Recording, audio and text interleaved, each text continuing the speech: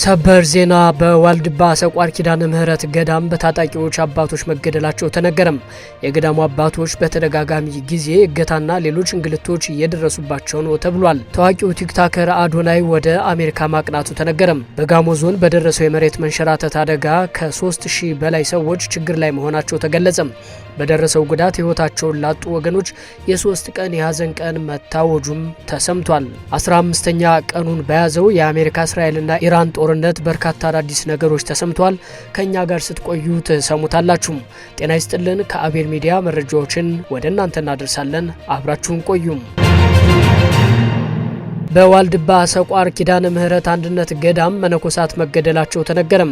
በገዳሙ መጋቢት 1 ቀን 2018 ዓ.ም ከቀኑ 6 ሰዓት ታጣቂ ግለሰብ ከግብረ አበሮቹ ጋር በመሆን በከፈተው የተኩስ ሩምታ የገዳሙ መነኮሳት መገደላቸው ነው የተገለጸው።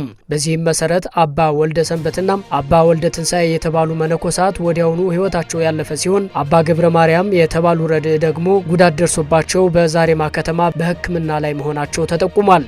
የገዳሙ አባቶች በገዳሙ አጠገብ የዳጉሳ አውድማ ጥለው ባሉበት ወቅት ታጣቂ ግለሰብ አውድማው ድረስ በመምጣት ከቤተ እግዚአብሔር አስገብታችሁ ምግብ አብሉኝ ብሎ መጠየቁ ለተኩሱ መነሻ መሆኑን መረጃዎች አመላክተዋል። ነገር ግን ለስራ የተመደቡ አባቶች ከእንግዳ ማረፊያ ቤት ሆነ መመገብ ትችላለህ፣ መነኩሴ ስላልሆንክ ወደ ቤተ እግዚአብሔር መግባት ግን አትችልም፣ ምክንያቱም ስርዓተ ገዳሙ አይፈቅድልህም እንዳሉት ተነግሯል። ግለሰቡ በዚህም ተበሳጭቶ ለመተኮስ ሲሞክር በሱባኤ ወቅት ግጭት መፍጠር አያስፈልግም ብለው መነኮሳቱ ቢመክሩትም ገዳዩ ግለሰብ ስልክ ደውሎ 5 ግብረ አበሮቹን በመጥራት የተኩስ ሩምታ በአባቶች ላይ ሊከፍት ችሏል ተብሏል። ከዚህ በፊት ግለሰቡ ጥር 18 ቀን 2018 ዓ.ም አንድ የቅዳሴ ተማሪ አግቶ በመውሰድ ለማስለቀቂያ ከቤተሰቦቹ 200,000 ብር ከተቀበለ በኋላም ደቀ መዝሙሩን ገድሎት መገኘቱ ተጠቅሷል። በተጨማሪም በወርሃ ጥቅምት 2018 ዓ.ም ከዳባት ወረዳ ለቅብር ወደ ገዳሙ የመጡ ምዕመናንን ገዳዩ አግቶ 700,000 ብር ቢጠይቅም በሽምግልና ሊለቃቸው መቻሉን ለማወቅ ተችሏል። በተመሳሳይም በጥር 18 ቀን 2017 ዓ.ም በማይ ደንጎላ ቅዱስ ጊዮርጊስ ቤተክርስቲያን የቅዱስ ጊዮርጊስ ስባረ አጽሙ በዓል ተከብሮ ዑደት በሚደረግበት ጊዜ ይሄው ግለሰብ ተኩስ ከፍቶ ዑደቱ ተቋርጦም ታቦተ ሕጉ ወደ መንበሩ መመለሱ ተገልጿል። በአሁኑ ሰዓት ምንም አይነት የጸጥታ አካል በገዳሙ አካባቢ ባለመኖራቸው የተነሳም በመነኮሳቱ ዘንድ ከፍተኛ ስጋት መፈጠሩን የመረጃ ምንጮችን ጠቅሶ የዘገበው የማህበረ ቅዱሳን ብሮድካስት አገልግሎት ነው። በጋሞ ዞን በተከሰተው የመሬት መንሸራተት አደጋ ህይወታቸው ካለፈው ሰዎች በተጨማሪም 3461 ሰዎች ከመኖሪያ ቤታቸው ተፈናቅለው ለከፍተኛ ሰብአዊ ቀውስ መጋለጣቸውን የኢትዮጵያ ሰብአዊ መብት ኮሚሽን አስታወቀም። ከዚህ በተጨማሪም ሙሉ በሙሉ የወደሙ መኖሪያ ቤቶችና ማሳዎችን ጨምሮ በንብረት ላይ ከፍተኛ ጉዳት መድረሱን ኢሰመኮ አረጋግጫለሁ ብሏል። የኢትዮጵያ ሰብአዊ መብቶች ኮሚሽን ኢሰመኮ ባወጣው ጋዜጣዊ መግለጫ በደቡብ ኢትዮጵያ ክልል ጋሞ ዞን ጋጮ ባባ፣ ቦንኬ፣ ካምባ ዙሪያና ምዕራብ አባያ ወረዳዎች በሚገኙ 6 የተለያዩ ቀበሌዎች የተከሰቱ የመሬት መንሸራተት የናዳና የጎርፍ አደጋዎችን ተከትሎ የደረሱ ጉዳቶችን እየተከታተለ እንደሆነ ገልጿል። 3461 ሰዎች ከመኖሪያ ቤታቸው ተፈናቅለው ለከፍተኛ ሰብአዊ ቀውስ መጋለጣቸውን እንዲሁም ሙሉ በሙሉ የወደሙ መኖሪያ ቤቶችና ማሳዎችን ጨምሮ በንብረት ላይ ከፍተኛ ጉዳት መድረሱን ኢሰመኮ ማረጋገጡን አስረድቷል። ይህ በእንዲህ እንዳለ የደቡብ ኢትዮጵያ ክልላዊ መንግስት ለ3 ተከታታይ ቀናት የሚቆይ ክልላዊ የሀዘን ቀን ማወጁ ተነግሯል። መጋቢት 1 2018 ዓ.ም የጣለውን ከባድ ዝናብ ተከትሎም በተከሰተ የመሬት መንሸራተት አደጋም በሰውና ንብረት ላይ ከፍተኛ ጉዳት መድረሱ ተገልጿል። የክልሉ መንግስት ለ3 ተከታታይ ቀናት የሚቆይ ክልላዊ የሀዘን ቀን መታወጁንም ከክልሉ መንግስት ኮሚኒኬሽን አገልግሎት የተገኘው መረጃ አመላክቷል። ታዋቂው ቲክታከር አዶናይ ለታላቅ ሰብአዊ ተግባር ወደ አሜሪካ ተጓዘም። የበጎ ፈቃድ አምባሳደር ወጣት አዶናይ ብርሃንም ለልብ ህሙማን ህጻናት ድጋፍ ለማሰባሰብ ተልኮ ወደ ዩናይትድ ስቴትስ አሜሪካ ማቅናቱ ነው የተነገረው። ወጣቱ አዶናይ በህርት ቱ ህርት ቺልድረንስ ኤይድ ፋውንዴሽን አስተባባሪነት ከነገ ቅዳሜ ማርች 14 ጀምሮ ለኢትዮጵያውያን የልብ ህሙማን ህጻናት መርጃ የሚጀመር ሲሆን ማርች 21 ቀን በዋሽንግተን ዲሲ ማሪዮት ሆቴል በሚከናወን የማጠቃለያ ፕሮግራም እንደሚጠናቀቅ አቶ ብርሃነ ተድላ የፋውንዴሽኑ መስራችና የኢትዮ ኢስታንቡል ሆስፒታል ዋና ስራ አስፈጻሚ አስታውቀዋል። በገቢ ማሰባሰቢያ መርሃ ግብሩ ላይ በአሜሪካ ሀገር የሚኖሩ ኢትዮጵያውያንና የኢትዮጵያ ወዳጆች የበኩላቸውን አስተዋጽኦ በማድረግ የልብ ህሙማን ህጻናት ተገቢውን የሕክምና ድጋፍ እንዲያገኙ ያግዙ ዘንድ አቶ ብርሃነ ጥሪ አቅርበዋል። የኢትዮ ስታንቡል አጠቃላይ ሆስፒታል እስካሁን ለ113 ህጻናት ከ120 ሚሊዮን ብር በላይ በሆነ ወጪ የነጻ የልብ ቀዶ ጥገና ማድረጉን ያስታወሱት አቶ ብርሃን ይህ ታላቅ ስራ በአንድ ተቋም ብቻ የሚከናወን ባለመሆኑ በህርት ቱ ህርት ችልድረንስ ኤድ ፋውንዴሽን በኩል ተጨማሪ የወገን ድጋፍ ለማግኘት ይህ ፕሮግራም መዘጋጀቱን ጠቁመዋል። በአሁኑ ወቅት በኢትዮጵያ ከ25000 በላይ የልብ ህሙማን ህጻናት ህክምና ለማግኘት እየተጠባበቁ እንደሚገኙ መረጃዎች ያሳያሉ።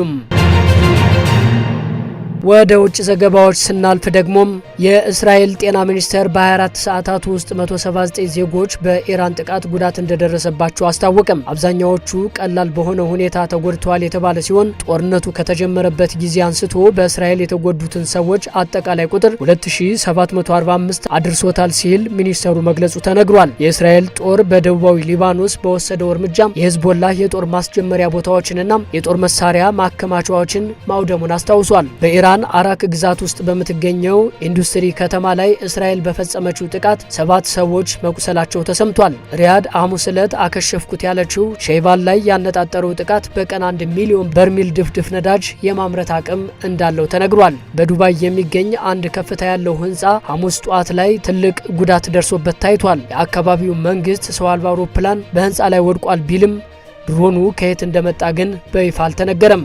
የባህሬን መከላከያ ኃይል ጦርነቱ ከተጀመረበት ጊዜ አንስቶ ከኢራን የተወነጨፉ ከ112 በላይ ሚሳኤሎችና 186 የሚጠጉ ሰው አልባ አውሮፕላኖችን መያዙን አስታወቀም። ጦርነቱ በባህረ ሰላጤው ላይ እየሰፋ ባለበት በዚህ ወቅት በርካታ ሰው አልባ አውሮፕላኖች የኩዌት ዓለም አቀፍ አየር ማረፊያን መምታታቸው ተሰምቷል።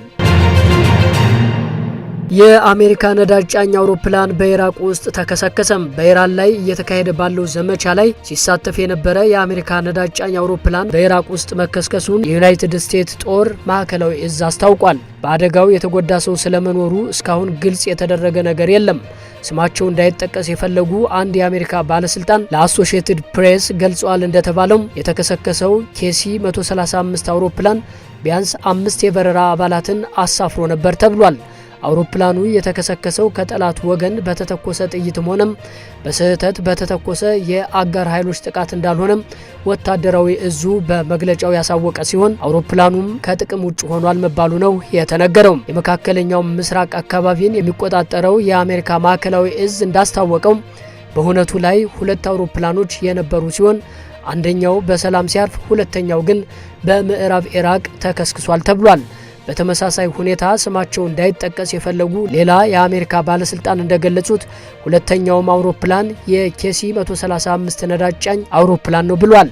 ይህ ነዳጅ ጫኝ አውሮፕላን አሜሪካ በኢራን ላይ ያካሄደች ባለችው ወታደራዊ ዘመቻም 4ኛው የተከሰከሰ አውሮፕላን ሆኖ ተመዝግቧል።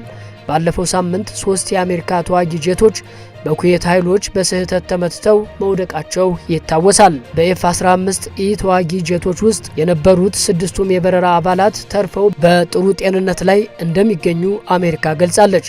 በኢራን ጦርነት እስካሁን 7 የአሜሪካ ወታደሮች በውጊያ የተገደሉ ሲሆን 8ቱ በከባድ ሁኔታ ቆስለዋል።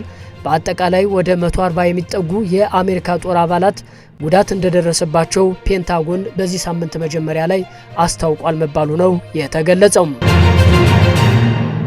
በዱባይ ላይ የሚደርሱ የኢራን ሚሳኤሎች ጥቃቶችን የሚያሳይ ቪዲዮ ቀርጿል የተባለም የ60 ዓመት ብሪታናዊ ጎብኚ የ2 ዓመት እስራት ሊፈረድበት እንደሚችል እየተነገረ ይገኛል። የህዝብን ሰላም የሚያውኩ ወሬዎችንና ፕሮፓጋንዳዎችን ማሰራጨት በሚል በደነገገችው ጠንካራ የሳይበር ወንጀል ህግ መሰረት ግለሰቡ ከሌሎች 20 ሰዎች ጋር ነው ክስ የተመሰረተበት። ምንም እንኳን ግለሰቡ የሀገሪቱን ህግ የመጣስ ፍላጎት እንዳልነበረውና ቪዲዮውን ከማህበራዊ ሚዲያ ገጹ ወዲያውኑ ማጥፋቱን ቢገልጽም የሀገሪቱ መንግስት ግን ጥቃቱን የሚያሳዩ ምስሎችን በሚያጋሩ ሰዎች ላይ ከፍተኛ እርምጃ እየወሰደ ይገኛል። እርምጃ እየወሰደ ያለው የኢራን ድሮንና ሚሳኤል ጥቃቶች በዱባይ አውሮፕላን ማረፊያና ታዋቂ ሆቴሎች ላይ ጉዳት እያደረሱ ባሉበት ወቅት ሲሆን መንግስት የሀገሪቱን ገጽታ ለመጠበቅ ሲል በማህበራዊ ሚዲያ ላይ የሚወጡ መረጃዎችን ለመቆጣጠር እየሞከረ መሆኑ ተመላክቷል። የህግ ባለሙያዎች በሀገሪቱ ያለው የሳይበር ህግ በጣም ሰፊ በመሆኑም ጎብኚዎችም ሆኑ ነዋሪዎች በማህበራዊ ሚዲያ ላይ የሚያደርጉት ማንኛውንም መረጃ ለረጅም ዓመታት እስራት ሊዳርጋቸው እንደሚችል በተደጋጋሚ እያሳሰቡ ይገኛሉ ተብሏል። የነዳጅና የጋዝ ሀብታቸውን በእሳት እንዲጋይ እናደርጋለን ሲሉ የኢራን ባለስልጣናት መዛታቸው ተነገረም። ኢራን በኤነርጂ መሰረተ ልማቶቿ ላይ ጥቃት የሚሰነዘር ከሆነም መላው የመካከለኛው ምስራቅ ቀጠና የነዳጅና የጋዝ ሀብት በእሳት እንዲጋይ እንደምታደርግ ጠንካራ ማስጠንቀቂያ ሰጥታለች። የፈረንሳይ ዜና አገልግሎት እንደዘገበው ይህ የቴሄራን ዛቻ ያመጣው እስራኤል በኢራን በነዳጅ ማጣሪያዎችና የጋዝ ተቋማት ላይ ጥቃት ለመሰንዘር እያቀደች ነው የሚሉ መረጃዎች በስፋት መውጣታቸውን ተከትሎ ነው። የኢራን ከፍተኛ ባለስልጣናት በሰጡት ቃል የሀገሪቱ የኢነርጂ ዘርፍ ጥቃት የሚደርስበት ከሆነም ምላሹ በኢራን ብቻ እንደማይወሰንና በቀጠናው ያሉ የሌሎች ሀገራት የነዳጅና የጋዝ መሰረተ ልማቶችም ኢላማ እንደሚሆኑ ገልጸዋል። ይህ የኢራን ዛቻ ቀድሞውንም ከፍተኛ የሆነ የዋጋ መናር እየታየበት ያለውን የዓለም አቀፍ የነዳጅ ገበያ ይበልጥ ስጋት ላይ የጣለ ሆኗል። በሌላ በኩል በዓለም አቀፍ ደረጃ የነዳጅ ዋጋ መናሩ አሜሪካን አትራፊ እንደሚያደርግ ፕሬዝዳንት ዶናልድ ትራምፕ መግለጻቸው ተነግሯል። ትራምፕ አሜሪካ በዓለም ላይ ትልቋ የነዳጅ አምራች መሆኗን አመልክተው የዋጋው መጨመር ብዙ ገንዘብ ለሀገር ያስገኛል ማለታቸው ነው የተሰማም። ነገር ግን እንደ ፕሬዝዳንትነቴ ለኔ በጣም ወሳኙ ነገር ክፉዋ ኢራን የኒውክሌር ጦር መሳሪያ እንዳይኖራት በማድረግ መካከለኛው ምስራቅን ብሎም ዓለምን እንዳታወድም ማድረግ ነው። በፍጹም ያ እንዲፈጠር አልፈልግም ሲሉ ገልጸዋል። አሜሪካ የኢራንን ምሽጎች ሰባሪ ግዙፍ ቦምቦችን በብሪታንያ ማከማቸት ጀመረች። በመካከለኛው ምስራቅ እየተባባሰ የመጣውን ወታደራዊ ውጥረት ተከትሎም ዩናይትድ ስቴትስ በኢራን የሚገኙ ጥልቅ የከርሰ ምድር ምሽጎችንና የኒውክሌር ተቋማትን የማውደም አቅም ያላቸውን ባንከር በስተር ቦምቦችን በብሪታንያ አየር ኃይል ጣቢያዎች ላይ እያከማቸች መሆኑ ተሰምቷል። ታዋቂዎቹ ቢ1 እና ቢ52 የቦምብ ጣይ አውሮፕላኖች በብሪታንያው አርኤኤፍ ፌርፎርድ የጦር ሰፈር በብዛት እየታዩ ሲሆን እነዚህ አውሮፕላኖች እጅግ ዘመናዊ የሆኑ የጂቢዩ ዝርያ ያላቸውን ቦምቦች ታጥቀዋል ተብሏል። ይህ ወታደራዊ ዝግጅት በኢራን ተራራማ ስፍራዎችና ከመሬት በታች የተገነቡ የሚሳኤል ማከማቻዎችን ኢላማ ያደረገው ግዙፍ ዘመቻ አካል እንደሆነ ተገልጿል። የአሜሪካ ጥቃት የኢራንን መንፈሳዊ መሪ አሊ ካሚኒን መግደሉን ተከትሎም ኢራን በአካባቢው በሚገኙ የአሜሪካ የጦር ሰፈሮች ላይ የሚሳኤል አጸፋዊ እርምጃ እንደምትወስድ መዛቷ ተሰምቷል። የብሪታንያ መንግስት ለአሜሪካ የአየር ኃይል ጣቢያዎችን ለመከላከያ ዓላማ እንዲውሉ የፈቀደ ቢሆንም አሜሪካ ግን ከነዚህ ጣቢያዎች በመነሳት ረጅም ርቀት በመብረር ጥቃቷን ለማጠናከር እየተዘጋጀች መሆኑ ታውቋል።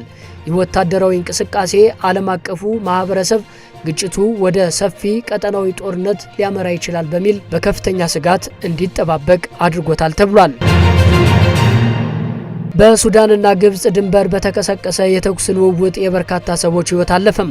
በሱዳንና ግብጽ ድንበር አቅራቢያ በግብጽ የድንበር ጠባቂዎችና ትጥቅ ባነገቡ ሱዳናውያን ባህላዊ ማዕድን አውጪዎች መካከል በተፈጠረ የተኩስ ልውውጥ የ9 ሱዳናውያን ህይወት ሲያልፍ ሌሎች 13 ሰዎች ደግሞ መቁሰላቸው ተነግሯል። በግብጽ በኩል የደረሰው ጉዳት ግን አልተገለጸም።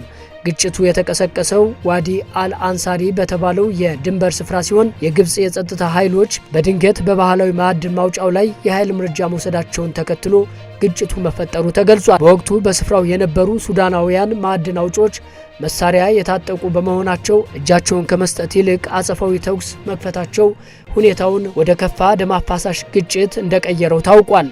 በዚህ ግጭት በግብጽ ወታደሮች በኩልም ጉዳት መድረሱ የተገለጸ ሲሆን የግብጽ መከላከያ ሚኒስቴር ጉዳት ደርሶባቸው በሕክምና ላይ የሚገኙ ወታደሮችን መጎብኘታቸው ተዘግቧል። ተመልካቾች ለዛሬ ያዝነው የአቤር ሚዲያ መረጃዎች የሰማችኋቸውን ይመስሉ ነበረ። እንደተለመደው አቤር ሚዲያ ላይክ፣ ሼር፣ ሰብስክራይብ በማድረግ ቤተሰብ ሁኑ። በያላችሁበት ጥሩ ጊዜ ተመኘንላችሁ። ሰላም።